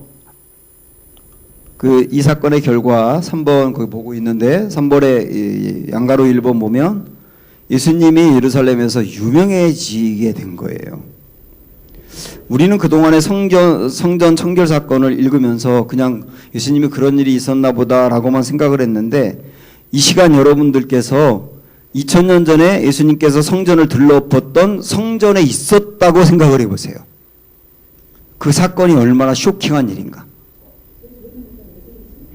그러니까 왜냐하면 성전을 들러엎는다? 이게 이런 있을 수 있냐고 생각을 해보세요. 그 대제사장이 모든 것의 수장이고 산헤드린 공의의 수장인데 그 정도로 권력과 파워가 있는데 젊은이가 와가지고 막 이걸 들러엎었다? 굉장한 사건이었다고. 굉장한 사건. 그래서 유명해지기 시작했습니다. 탐여수 주인공으로 떴단 얘기예요. 이번에 보면 예루살렘을 술렁이게 만드는 여론이 발생하기 시작했다. 그 시대로 우리가 가보자 이런 일이 있었을 거다. 민중들은 어땠을까? 여러분이 다른 사람들이라고 생각하면 그 일이 있고 난 다음에 저 중에 누구야? 속은 시원하다. 응? 그 성전에 비리가 있는 걸 그들도 알았잖아요. 민중들도. 그래서 속 시원하다. 그러면서 야 누군데 성전을 저기 들러엎고 그 다음에 예수님 뭐라고 말했냐면 내가 사흘 만에 성전을 다시 짓겠다 그랬거든요. 이 성전 헐고 다시 짓겠다. 아니 누군데 성전을 헌다고 하는가? 이런 질문이 민중들 사이에 생기게 된 거예요. 그 다음에 헤롯 가문이라든지 대제사장이라든지 그 그룹의 신학자들, 뭐 사두개파 사람이나 서기관들이죠. 그런 사람들은 반응이 어땠을까요? 그렇지. 감히 성전을 공격해? 안 그래도 세례 요한 때문에 지금 술렁술렁하고 정신이 없는데 갑자기 나타난 저 예수라는 자가 아니 성전을 공격해? 이럴 수밖에 없잖아요. 그러면서 예수라는 사람이 누군지 알아봐 하고 예수님에 대한 신상 털기가 시작이 됐을 거예요.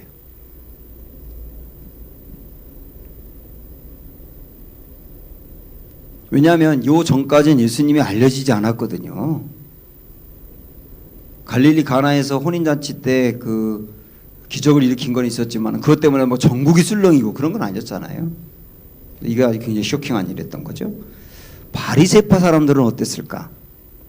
자, 우리 지난주 배운 것처럼 바리새파 사람들은 대제사장들에 대해서 어떻게 생각한다 그랬어요? 안 좋게 생각한다. 그래도 어용이니까. 그러니까 대제사장들이 성직을 매매하는 거라든지 성전을 더럽히는 거에 대해서 바리새파 사람들은 생각이 어땠을까요? 나쁜 놈들, 돈만 밝히는 놈들 이렇게 생각을 했을 거 아닙니까? 그런데 예수라는 사람이 나타나서 그 성전을 들러엎었어요. 그러니까 예수님에 대해서 처음에는 굉장한 사람인데 라고 생각을 할 수밖에 없었겠죠. 그러면서 우리 한번 그 사람에 대해서 예의주시해보자. 이런 분위기, 분명히 이런 분위기가 그때 형성됐을 거다.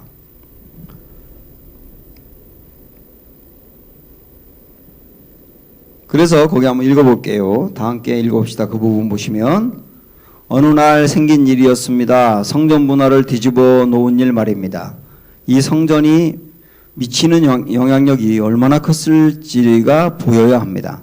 그렇지 않아도 세례 요한 때문에 뒤숭숭했는데 또 한 사람이 나타나서 예루살렘을 시끄럽게 하니 여간 골치 아픈 일이 아닙니다. 예루살렘 성 안에 사는 사람들 또 여행객들이 다 잠자리에 들어간 그날 밤 비록 정적이 흐르는 고요한 시간이었겠지만 사실은 그렇지 않았을 것입니다. 사람들의 마음은 복잡했을 겁니다. 사건이 터졌기 때문입니다. 마치 9.11 사건이 난 밤처럼 말입니다. 예루살렘은 지금 톱뉴스가 생겼습니다. 톱뉴스 제목이 무엇이었겠어요? 예루살렘 일보는 정체 모를 청년 대제사장 그룹에 도전하다. 이 머릿기사로 딱 띄웠을 겁니다. 다윗 연합신보는 누구였나 그 청년 이렇게 JTN 나사렛 예수로 밝혀지다 뭐 이런 식으로. 네이버 검색어 1위 예수 성전 정화 뭐 이런 게 딱 떴을 거 분명히 그랬을 거예요. 그런 분위기로 이 본문을 봐라. 자, 분위기가 보이십니까? 이런 상황에 이어지는 다음 이야기는 무엇일까요? 그것을 알기 위해서는 여기 유대 지역에 얼마 동안 계시면서 활동하시는지 확인하는 일이 중요합니다. 자, 이제 이런 여론이 생겼어요. 예수 그거 누군가? 누군데 성전에 대해서 이렇게 하는가? 궁금해할 때 성전 정화 사건이 있고 난 다음에 8개월을 계셨다 그랬죠.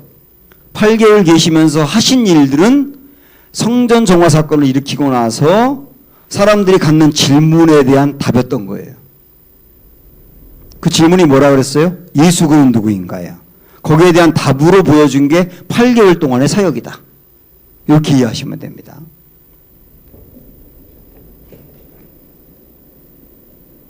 자, 그래서 그 8개월을 이제 우리 네 번째로 보겠는데 8개월 동안의 행적을 세세하게 살펴보기 전에 먼저 봐야 될 게 첫 유월절 이후 갈릴리로 이동하는 순간을 먼저 캐치하고 선 그어놓기 그랬어요. 자, 여기 보세요. 여기 앞에 스크린 보시면 성전 청결 사건이 일어났죠.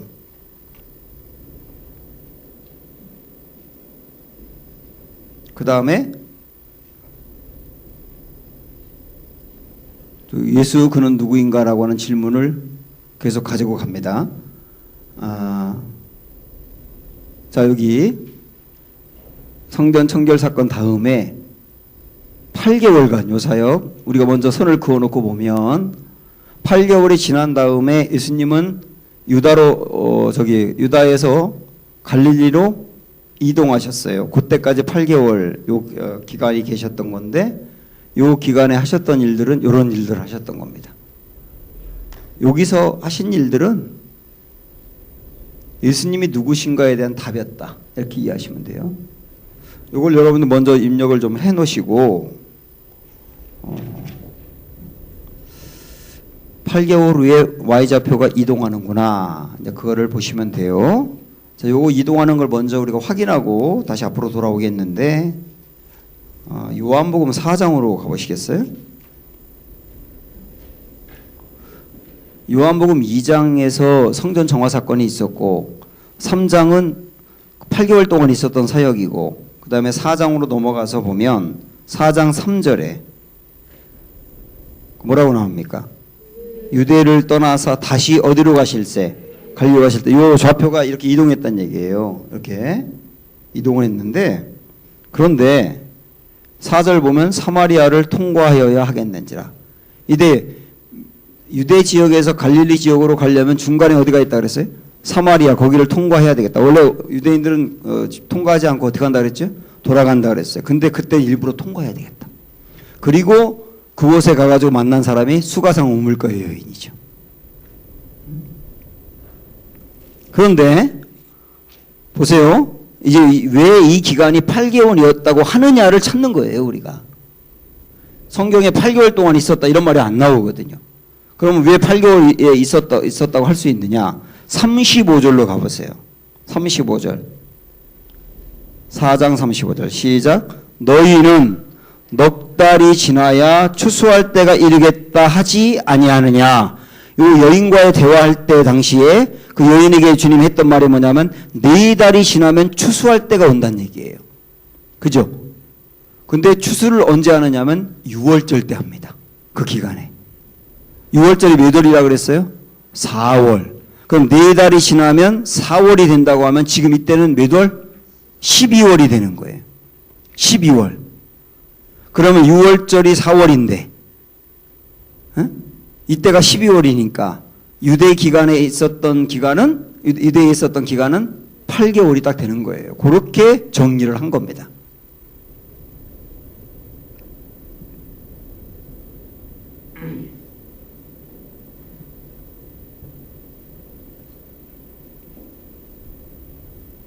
자, 그러면 두 번째.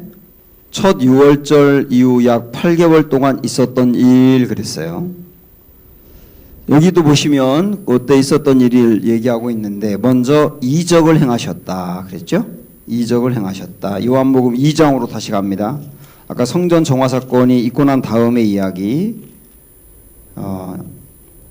23절 2장 23절 보시면 6월절에 예수께서 예루살렘에 계시니 그랬죠?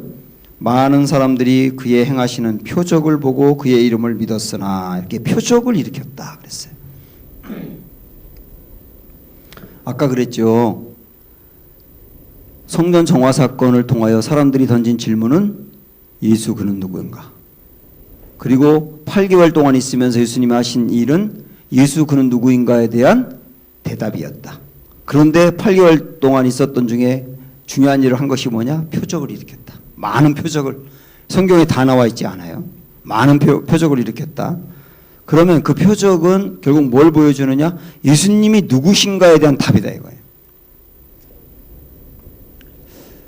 그래서 이적이라고 하지 않고 표적이라고 하는 거예요. 표적. 이적이라고 하는 말을 쓸 때하고 표적이라는 말을 쓸 때하고 다른 게 뭐냐면 이적은 그냥 기적 같은 이야기지만 표적은 거기가 그 기적이 굉장히 중요한 의미가 있는 기적이다 그 뜻이에요. 근데 그 의미가 뭐냐? 예수님이 하나님이시다를 보여주는 거다. 자, 여기 여러분 딱 머리에 입력하세요. 성경에 나와 있는 특별히 요 8개월 동안 있었던 이적이라고 뭐 지정했지만 좀 넓게 보면 요한복음에 특별히 나오는 이적 있어요. 요한복음에 나오는 이적. 이걸 이적이라고 말하지 않고 뭐라고 한다고요? 표적이라고 한다고. 그건 뭘 보여준다?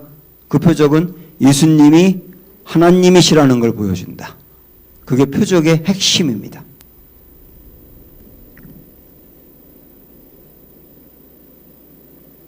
물로 포도주를 만든 사건, 어떤 신하의 그 종을 고친 사건, 그리고 오병이어 사건, 못 보는 사람의 눈을 뜨게 한 사건, 38년 된 병자 고친 것 등 이런 기적들은 전부 다 예수님이 하나님이신 것을 보여주는 사건이다. 표적은 그렇게 이해하면 됩니다. 그 다음에 두 번째, 니고데모가 공적으로 방문함 그랬어요. 이게 이제 3장 나오는 이야기죠. 그 유명한 니고데모와의 만남. 자, 3장 1절에 한번 보세요. 니고데모가 어디에 속한 사람인가요? 바리새파 중에. 바리새인이면서 산헤드린 공의의 회원으로 보이는데 유대인의 지도자라 이렇게 나와 있잖아요. 이게 산헤드린 공의의 회원이었다는 뜻입니다. 산헤드린 공의에서 71명 중에 사두개인, 바리새인, 서기관들이 속해 있다고 그랬잖아요.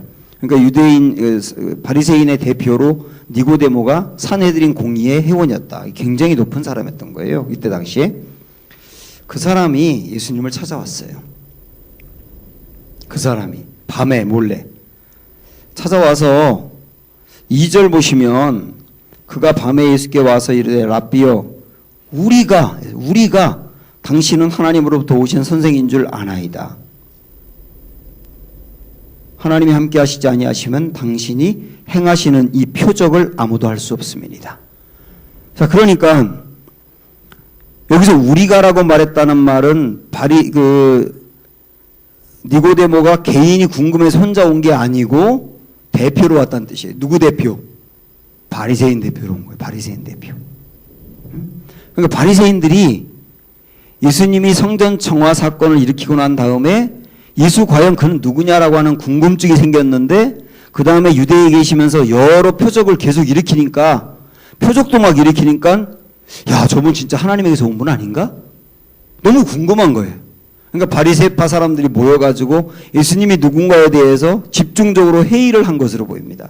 그러면서 대표인 니고데모를 예수님께 보내면서 당신이 가서 만나고 와라. 그분이 진짜 누군지 얘기해보고 와라. 라고 해서 니고데모가 왔다는 뜻이에요.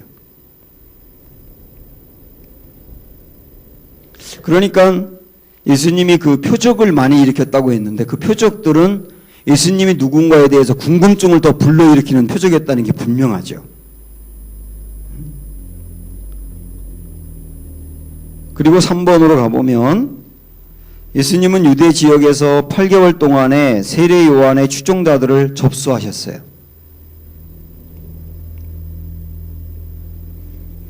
이때 당시에 세례 요한의 추종자들이 굉장히 많았거든요.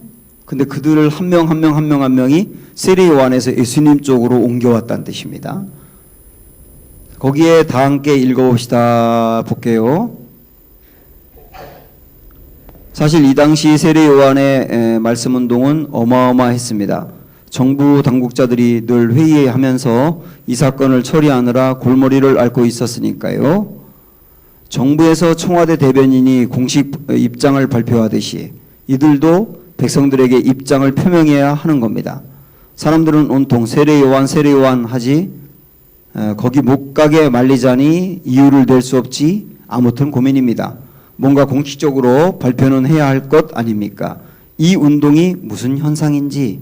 그런데 문제는 이렇게 고심하는 동안 세례 요한의 군중들이 예수님께로 넘어온다 이거예요. 이 8개월 동안에 있었던 일들입니다. 그러니까 세례 요한이 말했듯이 자기는 망하고 예수님은 흥하는 겁니다. 진짜 이런 일들이 이때 일어나게 된 거예요. 우리 한번 따르던 군중들이 예수님 쪽으로 옮겨온 것을 한번 확인해 볼게요. 3장 22절부터 보시면 그 후에 예수께서 제자들과 유대 땅으로 가서 거기 함께 유하시며 세례를 베푸시더라. 요한도 살렘 가까운 에논에서 세례를 베푸시니 거기 물이 많음이라. 그러므로 사람들이 와서 세례를 받더라. 요한이 아직 옥에 갇히지 아니하였더라. 이에 요한의 제자 중에서 한 유대인과 더불어 정결 예식에 대하여 변론이 되었더니 그 다음 26절 보시면 그들이 요한에게 가서 이르되 랍비여 선생님과 함께 요단강 저편에 있던 이 곧 선생님이 증언하시던 이게 누굽니까? 예수님이죠. 그분이 세례를 베풀매 사람이 다 그에게로 가더이다. 요 부분이에요. 요 부분. 사람들이 다 그에게로 갔다는 말은 세례 요한을 따르던 군중들이 이제 예수님을 따르게 되었다는 뜻이에요. 요 부분이. 그러니까 요한이 그 다음에 대답하는 게 당연히 그래야 된다. 나는 망해야 되고 쇠하고 그분은 흥해야 된다. 이렇게 이제 대답을 하게 되는 겁니다. 결국은 요 이야기를 여기서 우리가 딱 확인해 봤는데 그리고 요 일이 있고 난 다음에 세례 요한이 투옥이 된 것으로 보입니다. 그리고 처형을 당하게 되죠. 나중에. 자, 그러면 여기에서 아주 중요한 거를 이 시간에 좀 나눠보겠는데 세례 요한은 실제 자기가 말했던 대로 쇠하게 되고 예수님은 흥하게 되었어요. 그러니까 세례 요한을 따르던 군중들이 예수님을 따르는 것으로 바뀌었단 말이죠. 왜 이런 일이 일어났느냐? 여기서 우리는 세례 요한이 전한 메시지하고 예수님이 전한 메시지의 차이를 발견할 수 있어야 돼요. 이 차이는 굉장히 중요한 겁니다. 이거는 목회하는 저 같은 목회자뿐만 아니라 말씀을 전하는 사람들이 어디에 말씀에 초점이 있어야 되는지를 분명히 보여주는 거예요. 자, 우리 한번 정리해 보죠. 왜 세례 요한을 따르던 사람들이 예수님으로 갈아탔느냐? 세례 요한의 메시지의 핵심은 뭡니까? 회개하라죠. 우리 그 부분 누가복음 3장에서 한번 볼게요. 누가복음 3장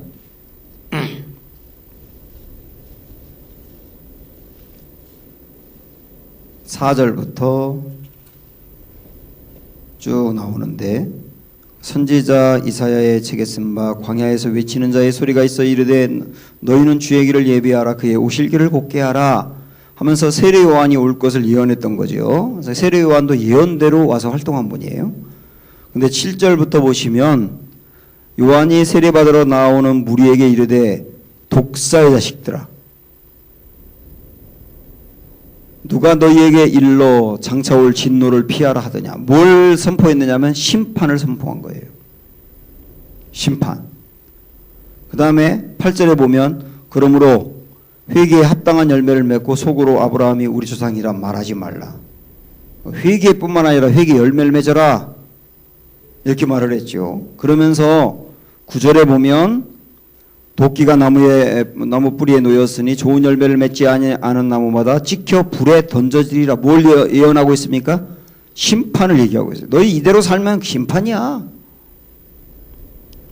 그러니까 사람들이 너무 무서워가지고 10절에 보면 우리가 무엇을 해야 되나요? 이렇게 물어봐요. 그때 세례요한이 하는 말이 옷이 2벌 있는 사람은 1벌 나눠줘.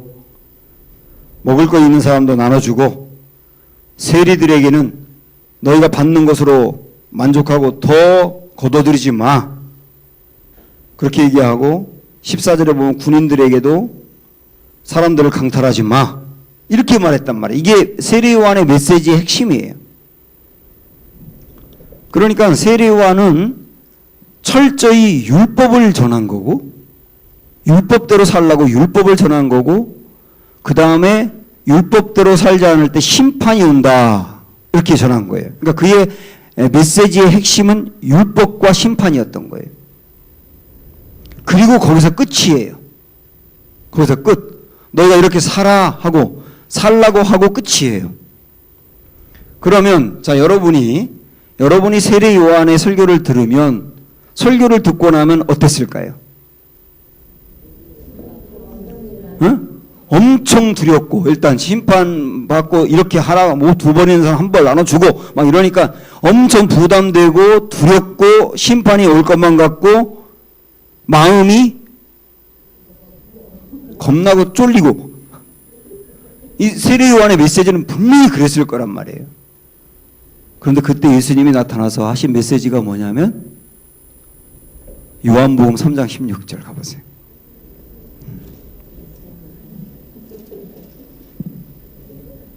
요한복음 3장 16절 시작.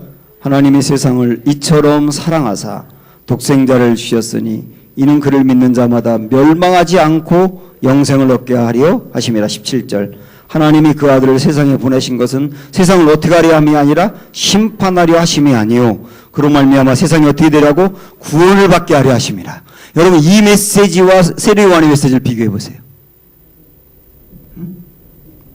세례 요한의 메시지를 먼저 들은 그 백성들이 두렵고 심판이 임한 것 같고 너무 무서웠고 그랬는데 우리 예수님이 말씀하신 게 뭐냐면 내가 이 땅에 온 거는 세상을 심판하려 함이 아니라 구원받게 하려고 왔다. 나는 너에게 구원받는 길을 알려주려고 왔다.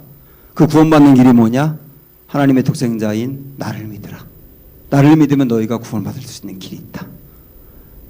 그러니까 예수님의 메시지는 하나님의 사랑을 전했고요.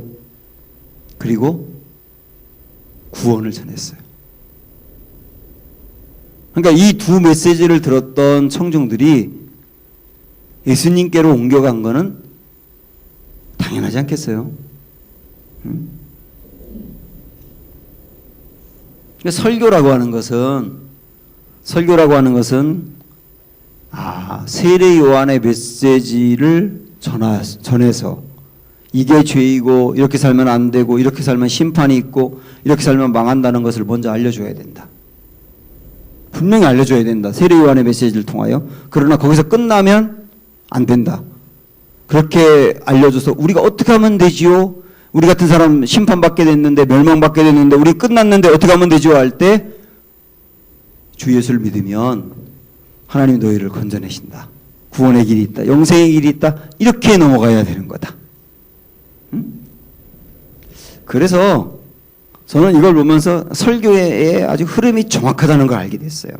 세례 요한으로 문제 제기를 하고 나를 바라보게 한 다음에 예수님으로 소망을 줘야 된다. 여러분께서도 혹시 이렇게 메시지를 전할 그 기회가 생긴다면 이게 메시지의 핵심이라는 걸 아셔야 돼요.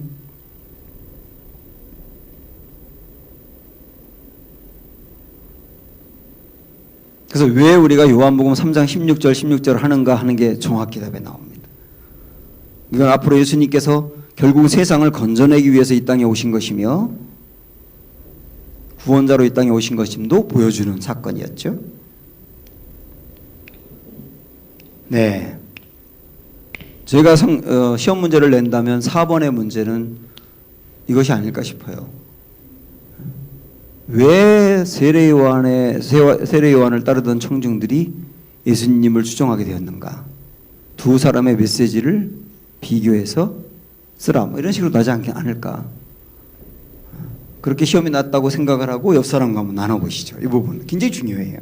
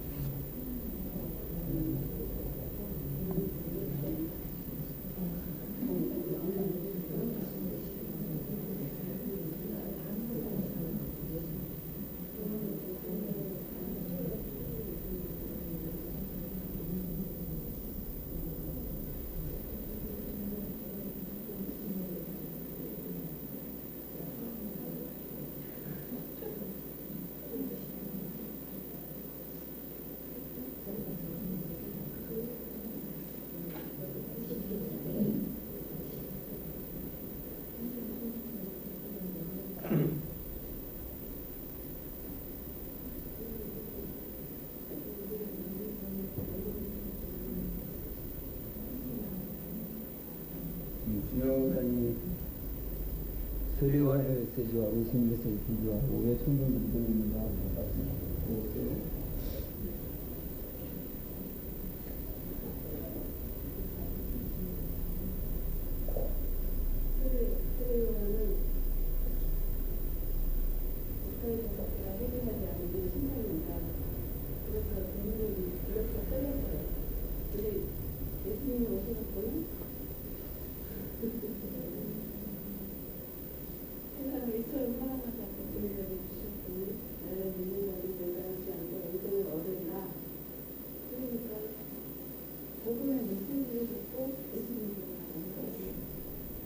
세례와의 메시지가 정말 필요한 것이죠.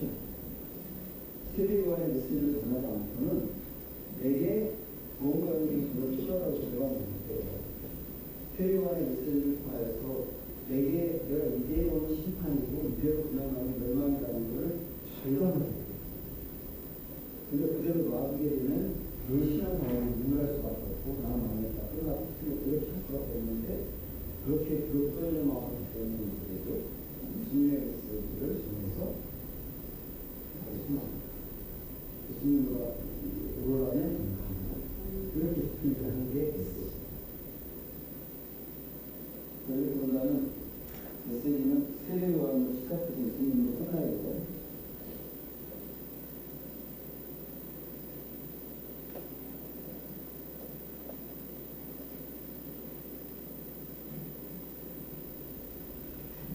자, 드디어 예루살렘 사역을 마치고 갈릴리로 이동하심. 우리도 드디어 이제 끝납니다. 4번 보시면 자, 8개월 동안의 사역을 마치고 여기 보세요. 잠깐. 4개월 동안의 사역을 마치고 이렇게 4개월이 된다. 8개월 동안의 사역을 하신 다음에 갈릴리로 이동하셨어요. 그죠? 그리고 갈릴리에서 상당히 오래 계세요. 아니다. 4개월 계시죠. 그리고 6월절 때 다시 내려오셨으니까 요거로 확인하면 지금까지 어디 계셨어요? 유대에 계셨죠. 예루살렘에. 어디로 가셨어요? 네, 갈릴리 지역으로 가셨어요. 이렇게 이동했다는 거. 네, 거기 정리하고 여러분도 좌표 이동이 됐을 겁니다. 가는 길에 사마리아 여인을 만났던 거죠. 자, 오늘 여기까지 하고 오늘 이제 여러분 책의 뒤로 넘겨서 숙제 거기 보세요. 숙제부 보면 예수님 탄생, 소년 시절, 공생의 자투리, 6월절 이전, 그리고 6월절 예루살렘 사역까지 이 성경에 마태마가 누가 요한복음 있는 것을 이렇게 정리를 해놨어요. 아까 소쿠리에 담았던 걸 빼가지고 그래서 우리도 읽어야 될 성경 분량이 이겁니다. 절대 많지 않아요. 여러 군데 왔다 갔다 읽으면서 그래서 그렇지 분량은 많지 않은데 요거를 내비게이션을 보고 읽으시면 됩니다. 내비게이션 자 보세요 한번. 오늘 받으셨죠 책.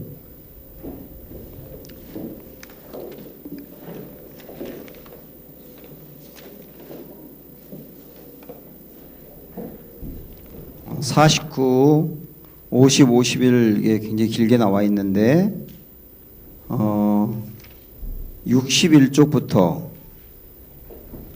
61쪽 그 앞에는 지난주에 배웠던 내용 신구약 중간기에 있었던 일들을 그리고 또 신약의 내용을 이야기로 확 꿰뜨는 부분을 정리해 놨으니까 거기 다시 보시면 되고 우리 성경 읽는 것은 61쪽부터 99쪽까지 이거를 쭉 읽어가면서 성경 그 분량을 같이 읽으시면 됩니다. 그럼 오늘 배웠던 내용이 다시 한번 여기 정리가 되고 있어요. 99쪽까지. 이렇게 책 읽으면서 성경도 같이 읽는 거. 이게 이번 주에 숙제예요.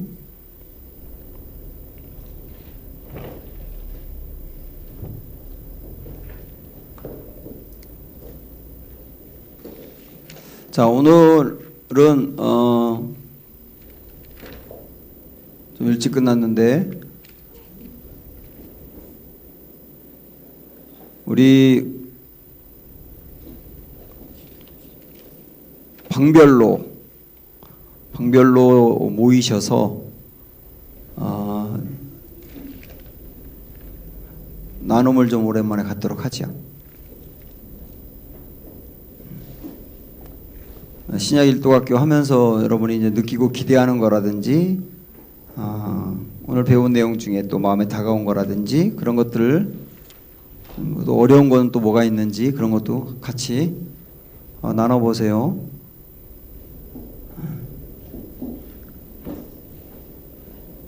앞에 우리 주일반에서 오신 세 분도 포함해서 그냥 같이 네 분이시구나요. 주일반에서 오신. 그 이반에서 주일날 또 갈 분들이 어지간히 되겠네 이번 주에.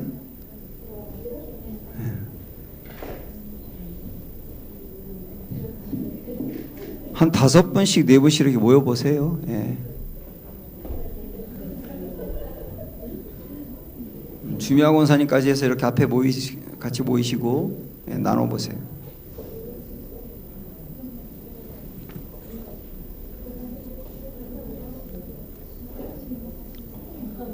네, 한 10분 정도 15분 정도 나누시고 그리고 각자 방별로 끝내시면 됩니다.